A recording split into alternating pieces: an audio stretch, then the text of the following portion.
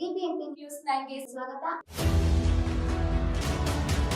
ಮೊದಲಿಗೆ ಮುಖ್ಯಾಂಶಗಳು. ಕೋಲಾರ್ನಲ್ಲಿ ಇವತ್ತು ಏನೊಂದು ದೊಡ್ಡ ಐತಿಹಾಸಿಕವಾದಂಥ ಒಂದು ಕೈಗಾರಿಕೆಯನ್ನು ತಗೊಂಡು ಬರಬೇಕು ಅಂತಕ್ಕಂಥ ನಿರ್ಧಾರ ಮಾಡಿದ್ದಾರೆ. ಮಾನ್ಯ ಶಾಸಕರು ಮಾತನಾಡಿರ್ತಕ್ಕಂಥ ಹೇಳಿಕೆಯನ್ನು ನೋಡ್ತಾ ಇದ್ದೆ. ಒಂದು ರೀತಿ ಪ್ರಚೋದನೆ ಕೊಡ್ತಕ್ಕಂಥ ಹೇಳಿಕೆಗಳು ಇವತ್ತು ಶಾಸಕರು ಮಾತನಾಡ್ತಕ್ಕಂಥದ್ದು ಬಹುಶಃ ಅವರ ಒಂದು ಶಾಸಕ ಸ್ಥಾನಕ್ಕೆ ಶೋಭೆ ತರಲಿಕ್ಕಿಲ್ಲ.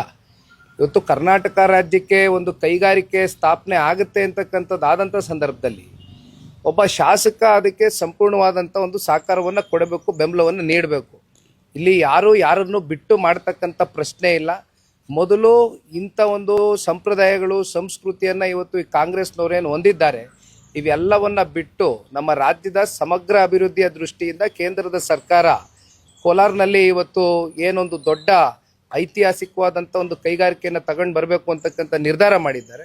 ಇದಕ್ಕೆ ಪೂರಕವಾಗಿ ಬೆಂಬಲ ಕೊಡ್ತಕ್ಕಂಥ ಸೂಕ್ತ. ಈಗ ಬಿಜೆಪಿ ಕಾರ್ಯಕಾರಿಣಿ ಸಂದರ್ಭದಲ್ಲಿ ಅವರು ಕಾರ್ಯಕಾರಿಣಿ ಮಾಡಿದಾಗ ಬಹಿರಂಗವಾಗಿ ಮೈತ್ರಿ ಬಗ್ಗೆ ಮಾತನಾಡಬಾರದು ಯಾವ ಬಿಜೆಪಿ ನಾಯಕರು ಕೂಡ. ಜೆಡಿಎಸ್ ನವ್ರು ಮಾತಾಡಿದ್ರೆ ಅದನ್ನ ಮಾತಾಡ್ಲಿ, ಬಟ್ ನೀವು ಮಾತಾಡ್ಬಿಡಿ ಅಂತ ಸೂಚನೆ ಕೊಟ್ಟಿದ್ದಾರೆ. ಜೆಡಿಎಸ್ ಯಾವ ತರ ನೋಡ್ತಿದ್ದೀರಾ ಸರ್? ನಾನು ಪದೇ ಪದೇ ಈ ವಿಚಾರವಾಗಿ ಮಾತನಾಡ್ತಕ್ಕಂಥದ್ದು ಸೂಕ್ತ ಅಲ್ಲ. ಈಗಾಗಲೇ ಅನೇಕ ಸಂದರ್ಭದಲ್ಲಿ ಇದ್ರ ಬಗ್ಗೆ ಚರ್ಚೆ ಮಾಡಿದ್ದೇವೆ. ಬಹುಶಃ ಇದನ್ನು ಇಲ್ಲಿಗೆ ಬಿಡ್ತಕ್ಕಂಥದ್ದು ಸೂಕ್ತ ಅನ್ನೋದು ಪಕ್ಷದ ವರಿಷ್ಠರು ಕೂಡ ಇತ್ತೀಚಿನ ದಿನಗಳಲ್ಲಿ ನಡೆದಿರ್ತಕ್ಕಂಥ ಕೆಲವೊಂದಷ್ಟು ಬೆಳವಣಿಗೆಗಳನ್ನ ಕುರಿತು ಚರ್ಚೆಯನ್ನು ಮಾಡಿದ್ದಾರೆ. ಹಾಗಾಗಿ ಒಂದು ಭಾರತೀಯ ಜನತಾ ಪಾರ್ಟಿ ಇರಲಿ, ಜನತಾದಳ ಪಕ್ಷ ಇರಲಿ, ಒಗ್ಗಟ್ಟಿನಿಂದ ಯಾವುದೇ ವೈಮನಸ್ಸುಗಳಿಲ್ದಿರ ಒಮ್ಮತದಿಂದ ಇವತ್ತು ಈ ರಾಜ್ಯದ ಜನತೆಯ ಒಂದು ಹೃದಯವನ್ನು ಗೆಲ್ತಕ್ಕಂಥದ್ದಕ್ಕೆ ಕನಿಷ್ಠ ಪಕ್ಷ ಅವತ್ತೂ ಹೇಳಿದ್ದೇನೆ, NDA ಹತ್ತತ್ರ 140ರಿಂದ 150 ಸ್ಥಾನವನ್ನು ಗೆಲ್ತಕ್ಕಂಥದ್ದಕ್ಕೆ ಇಬ್ಬರು ಒಗ್ಗಟ್ಟಿನಿಂದ ಹೋಗಬೇಕಾಗ್ತದೆ, ಹೋಗ್ತೇವೆ. ನಮ್ಮ ಜನತಾದಳ ಪಕ್ಷದ ಕಾರ್ಯಕರ್ತರ ಸಭೆಗಳಲ್ಲಿ ಪಕ್ಷದ ಕಾರ್ಯಕರ್ತರಿಗೆ ಹುರಿದುಂಬಿಸ್ತಕ್ಕಂಥ ಕೆಲವೊಂದಷ್ಟು ಮಾತುಗಳನ್ನ ನಾವು ಆಡಬೇಕಾಗ್ತದೆ.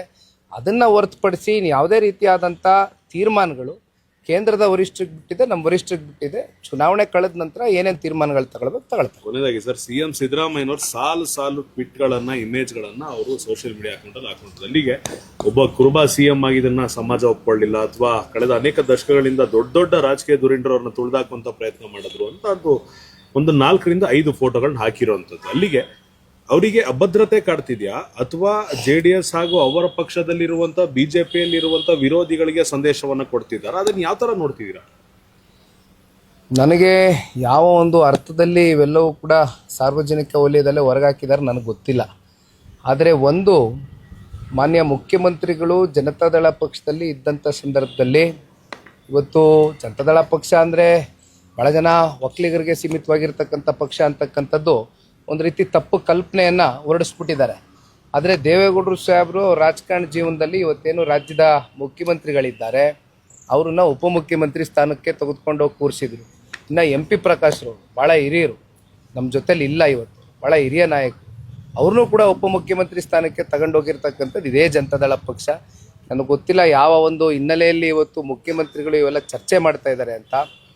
ಬಹುಶಃ ನಿಮಗೆ ಗೊತ್ತಿದ್ದಂಗೆ ಸೀಟಿನ ವಿಚಾರವಾಗಿ ಇವೆಲ್ಲ ಚರ್ಚೆಗಳು ಉದ್ಭವ ಆಗಿದೆ.